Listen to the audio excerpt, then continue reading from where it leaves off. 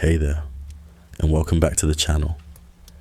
If you're new here, I make strange and sleepy stories from a world just slightly off from our own, where myth and history intertwine. If you're trying to fall asleep, or just love weird what-ifs, you're in the right place. I've been growing this channel slowly, and your support means everything. So thank you for being here. Drop a comment if you want a different mix of stories, or have an idea. I actually read them. Tonight's story is one I've wanted to tell for a while. Have you ever wondered why the Axis powers never moved deeper into the Himalayas during World War II? Why, even at the height of their ambition, they avoided that spine of snow and silence? Some say it was just the terrain, too harsh, too high. But there's another version, one that's been whispered by climbers and buried in half-burnt field reports. They say there was a meeting, a treaty, between British mountaineers and something older than any empire. Creatures of the peaks, the Yetis. This is the story of that secret accord, the fragile peace that saved more than just mountain passes. It might have saved the soul of the world. The year was 1944, and the Axis powers were clawing their way across Europe and Asia. Blitzkrieg had given way to a grinding war, but in the east, things were shifting.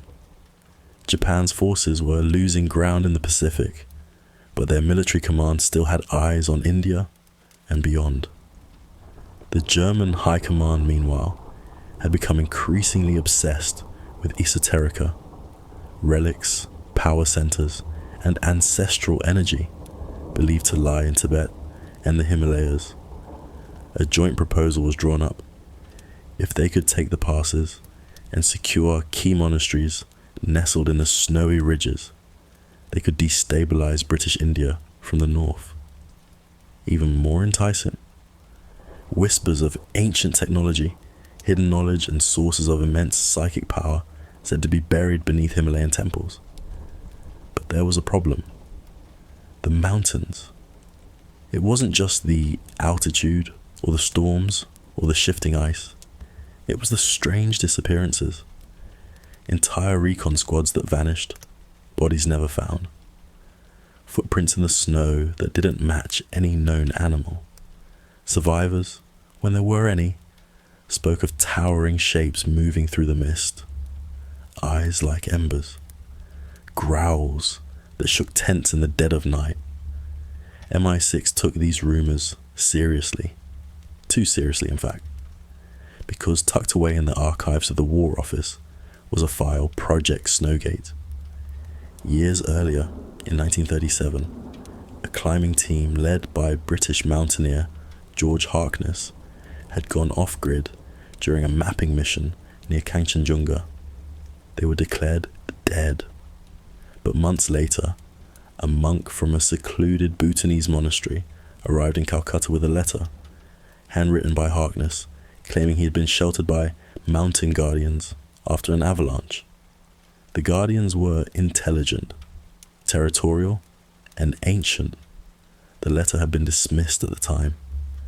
Now, it resurfaced. In the summer of 1944, with the Axis closing in on Nepalese borders, a decision was made. Establish contact with the creatures. Offer terms. Avoid war on two fronts, one with tanks, the other with beings who knew the ice better than any map maker ever could. A team of 4 was selected. Officially, they were geologists surveying fault lines. Unofficially, they were trained in field diplomacy, survival, and, oddly enough, ancient Tibetan customs. Leading the mission was Captain Eliza Harrow, a woman whose expertise in Himalayan folklore made her the closest thing Britain had to a mythological diplomat. Her father had vanished in the 1920s on a Yeti hunting expedition. Eliza wasn't here for vengeance. She was here for understanding. They set off in late July, crossing into a restricted zone northeast of Sikkim, where radio contact faded within hours and snowdrifts towered like walls. By the 5th night, something changed. There were no animals, no wind, just silence. The kind of silence that feels deliberate. Arrow woke to find the camp disturbed. Nothing stolen, just rearranged. Ropes tied in different knots. Boots placed neatly at the edge of tents. On the 6th night, one of the men vanished. No blood. Just footprints, large, inhuman, leading up a ridge and stopping at a sheer cliff. Then, the meeting. It wasn't dramatic, no lightning, no horns, just a thick fog settling over the camp and a figure standing at its edge. 8 feet tall, covered in white-grey fur matted with icicles. Not a beast, but not quite human either. Its eyes shimmered like sapphire through the fog. And it spoke. Not with its mouth, but with a kind of hum that vibrated in their bones. A voice like a glacier cracking open. You seek what does not belong to you, it said. Or rather, that's how they heard it. Each in their native tongue, each in their own head. Harrow stepped forward and bowed, not out of fear, but instinct. Respect. We seek peace, she said, and we offer protection. There was a long pause. The creature tilted its head, as if listening to a voice only it could hear. You are not the first to offer lies, it replied. And then, from behind the fog, more shapes appeared. 10. Maybe more. The Yetis had arrived. Captain Harrow stood firm beneath the immense gaze of the gathered Yetis. Her breath frosted in the still air. Her mind racing not with fear, but calculation. This was a negotiation unlike any other. A parley with beings older than empires, who had never once bowed to human dominion. The lead Yeti stepped closer.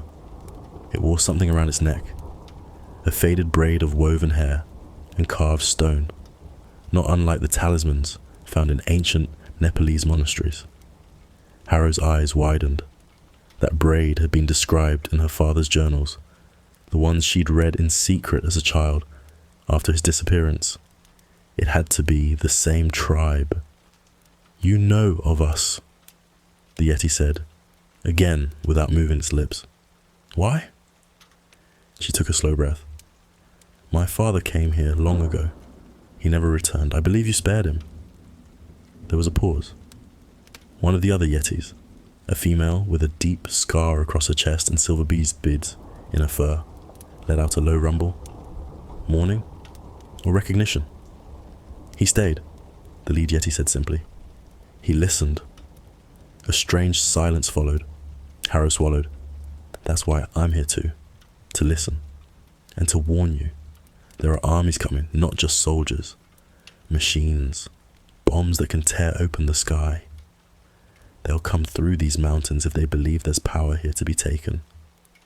You mean the Axis? The creature replied. We felt them. The ones who scar the earth with iron and glass. They seek what cannot be owned. Then let us help you stop them, she said. The Yetis withdrew slightly into the fog. Harrow felt rather than saw the deliberation. Time stretched. Snow drifted like ash. Then the lead Yeti returned with an object in hand, a bone tablet etched with spiraling symbols and jagged lines. He handed it to her. A key, he said, to an agreement once made long ago, between your kind and ours. Her hands trembled as she held it. When was this? Before cities, when your kind lit fires in caves and called the stars gods. We helped you cross the peaks. In return, you promised never to return in conquest. Arrow looked down. That promise was broken. Yes, he said, but you can remake it. What followed was not a treaty signed with pens or stamps. It was older, ritualistic, blood drawn from Harrow's palm and pressed into stone, a vow spoken in a circle of fire and ice. They stayed 3 days, learning. The Yetis showed them ancient caverns carved by hand and claw, cities buried beneath glaciers, murals of stars and beasts painted before recorded time. The Yetis were not mere animals. They had language, one that resonated like music through stone. They had memory, passed not just through words, but through sensation, like living records echoing in snow. They believed the Himalayas were sacred veins of the Earth's consciousness. Disturb them, and you wounded the world itself. When asked why they hadn't wiped out the Axis troops attempting to scale the lower ridges, the answer was sobering. "We are guardians, not warriors," one of them said, "but we will defend the heart if it is threatened." Harrow and her team left the peaks changed. They returned with no photos, no samples, just the tablet and the unshakable knowledge that they had walked through something mythic. Weeks later, the Axis plan to invade the Himalayan corridor abruptly halted. No explanation was ever found. Recon teams vanished. Radio static swallowed transmissions. An avalanche buried an entire forward base. One Nazi officer, recovered weeks later, could only babble about the glowing eyes in the blizzard before falling into a catatonic silence. In London, Harrow filed a classified report titled Snowgate Treaty Observations. It was stamped, sealed, and buried so deep it was never meant to surface. But legends have a way of melting through the cracks.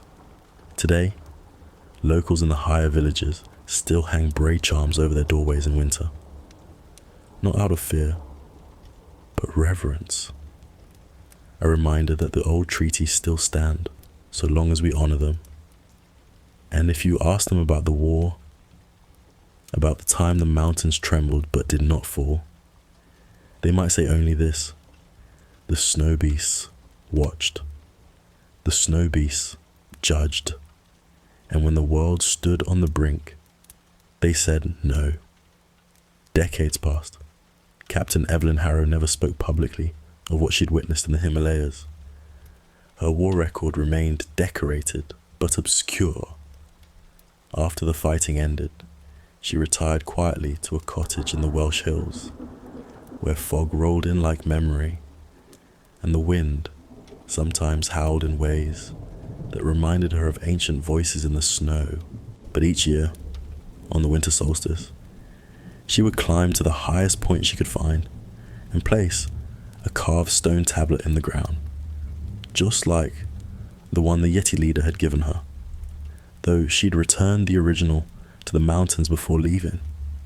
It was a gesture, a vow renewed, not to a government, not to a cause, but to them.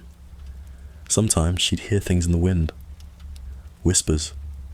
Sometimes a shape would move across the ridge, a shadow, too tall, too still to be human, and she would smile.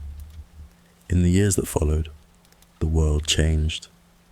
New wars came. Satellites pierced the sky.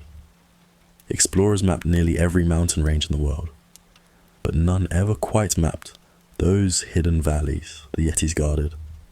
Those maps always blurred, satellite signals jammed, or entire teams turned back with strange illnesses or broken gear. Some chalked it up to coincidence, others to superstition. But buried in the British archives, in a folder marked Snowgate Declassified, are transcripts of a private MI6 briefing from 1972, where a young officer asked an aging colonel, "Do the Yetis still keep watch?" And the colonel replied, without hesitation, "So long as men remember the line not to cross, they will never need to remind us." It wasn't just about the Axis or the war. The Yetis had shown something far older, a truth forgotten by empires. Not all power needs to be conquered. Not all silence is emptiness. Some is sacred. And beneath the snow, something still breathes. So next time you look at the Himalayas, not just as a tourist, but truly look. Ask yourself, what watches from those peaks? What stories live in the ice? And what treaties still hold, not on paper, but in the marrow of the earth? Maybe, just maybe, peace was preserved not by men in suits or bombs in planes, but by ancient beings in the cold, waiting, watching, and believing just this once that we were worth saving. Thank you for joining us for this story. If you enjoyed it, don't forget to like the video and share your thoughts in the comments. What other fantastical what-if tales from history would you like to hear next? And remember, this is part of a growing channel dedicated to magical bedtime storytelling. So feel free to suggest your favorite myths, eras, or ideas you'd love to see reimagined. Sleep well and dream even better.